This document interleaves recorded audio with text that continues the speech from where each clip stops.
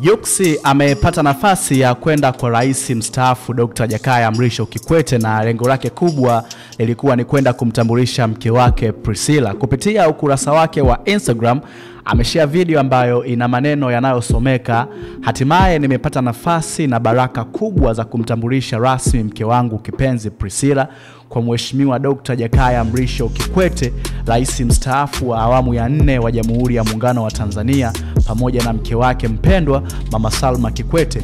Pia nilipata nafasi ya kumfikishia rasmi mwaliko wa tafrija zetu kubwa zijazo za JP 2025, ambapo tunatarajia kuwa na sherehe maalum mwezi Aprili huko Nigeria, na tamati yake itakuwa ni hapa nyumbani Tanzania mwezi Mei. Ilikuwa ni furaha na baraka kubwa kupokelewa nyumbani kwao na kupata nafasi ya kipekee kushiriki nao kumbukumbu hii muhimu kwenye safari yetu mpya ya ndoa, mimi pamoja na mke wangu Priscilla.